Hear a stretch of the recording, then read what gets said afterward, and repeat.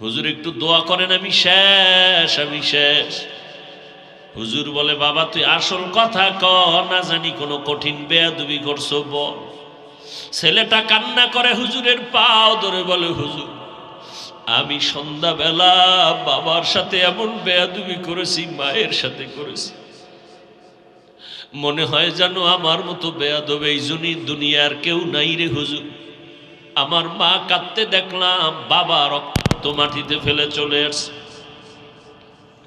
হুজুর বলে, রে নিমক হারাম, আমার থেকে দূর হইয়া যা, তুই আমার কাছে আসবি না। যুবক এমন কান্না পাও আর ছাড়েই না। হুজুর একটু দোয়া করেন।